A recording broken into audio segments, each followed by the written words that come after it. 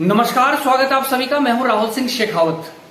2024 के आम चुनाव के मद्देनजर बिहार की राजधानी पटना में विपक्षी दलों का महाजुटान हुआ, जिसके बाद ये सवाल यह बहस छिड़नी लाजमी है कि आखिर इस बैठक के बाद क्या विपक्ष इतना मजबूत हो गया है कि शर्तिया तौर पर प्रधानमंत्री नरेंद्र मोदी को 2024 के चुनाव में हरा दिया जाएगा।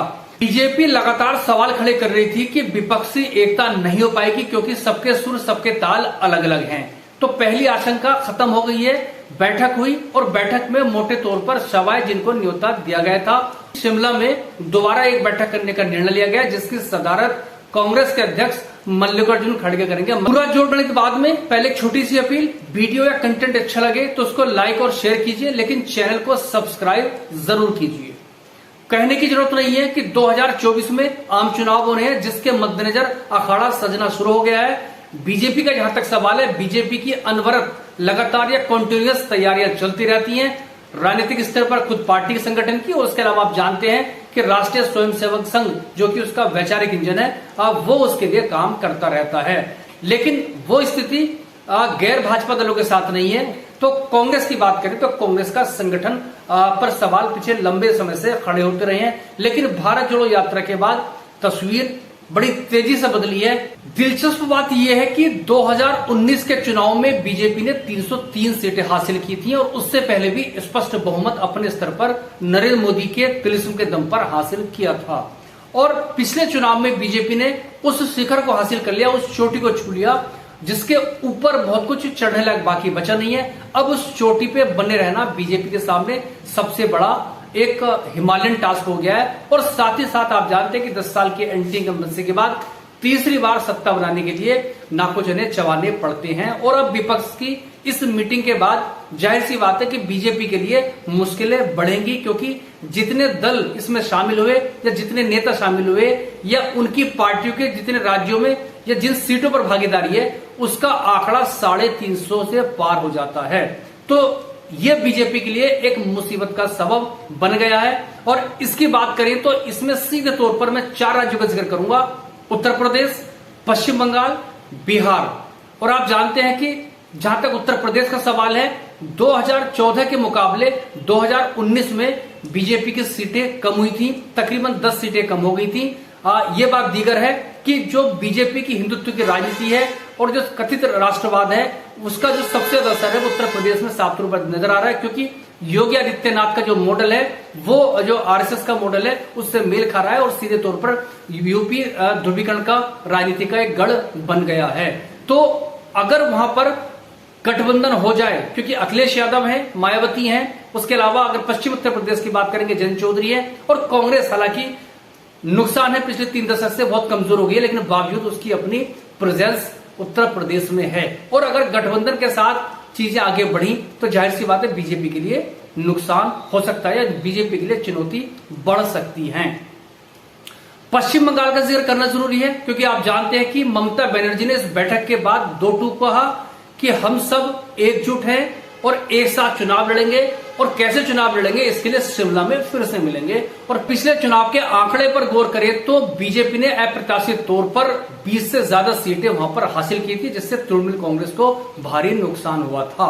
और अगर बीजेपी इस बार वो सीटें गंवा गई या विपक्ष वो सीटें वापस लेने में कामयाब रहा, तो आप समझिए कि बीजेपी के लिए मुश्किलें कितनी बढ़ जाएंगी।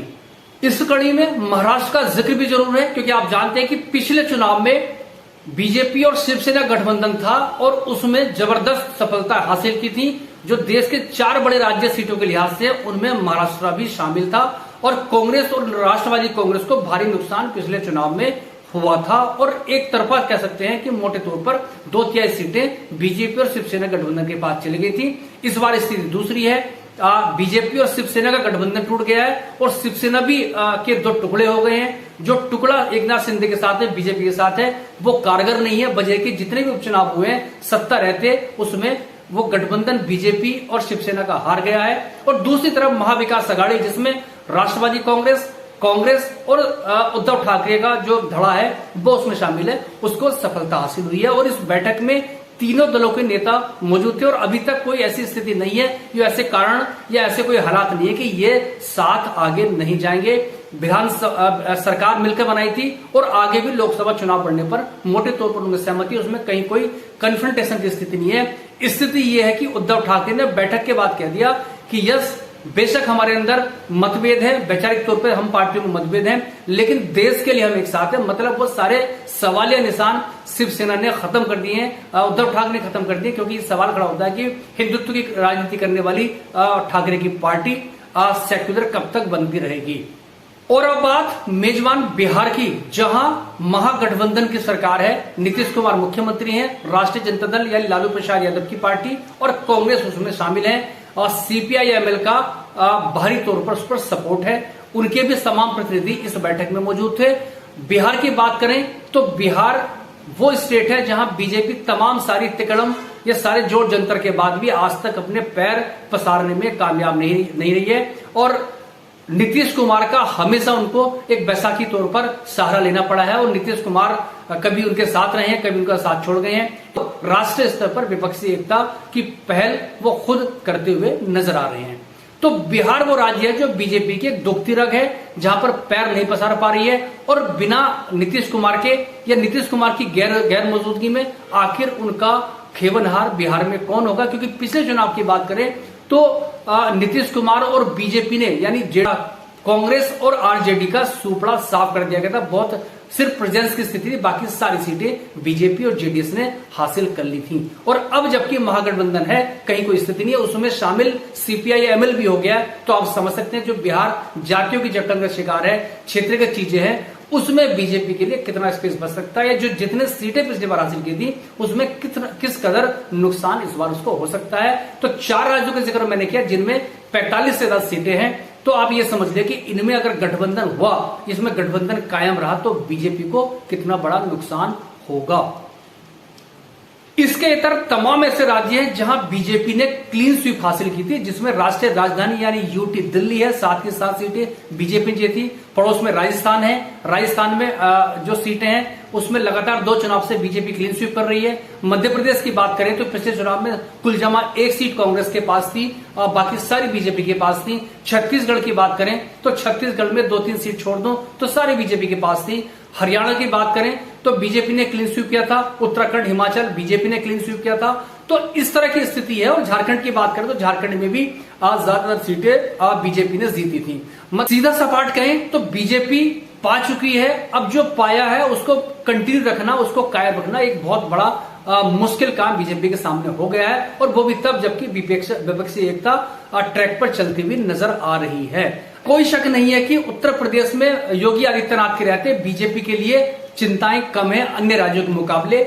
लेकिन हकीकत यह है कि अगर गठबंधन हुआ तो वहां भी बीजेपी के लिए नई जोड़ जंतर करने की या नई तिकड़म लाने की जरूरत पड़ सकती है। वजह यह कि नीतीश कुमार कुर्मी है और उत्तर प्रदेश में जो तमाम कुर्मी हैं वो बीजेपी को वोट उनके पड़ते रहे हैं। और उसके अलावा आप जानते हैं कांग्रेस के अध्यक्ष मल्लिकार्जुन खड़गे खुद दलित हैं और उत्तर प्रदेश में दलितों की संख्या अच्छी खासी तादाद में है।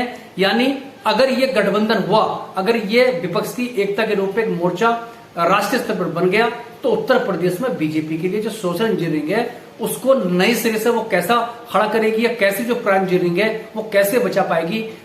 मोदी और अमित शाह धर्म के राजनीतिक दम पर जो उत्तर प्रदेश की जो जातिगत जकड़न थी उसको तोड़ने में कामयाब रहे हैं और बीजेपी के लिए सीट लाने में कामयाब रहे हैं। लेकिन अगर ये गठबंधन हो गया, अगर असर इसका राष्ट्रीय स्तर पर हुआ तो जाहिर सी बात है उत्तर प्रदेश में भी नुकसान बीजेपी को उठाना पड़ सकता है।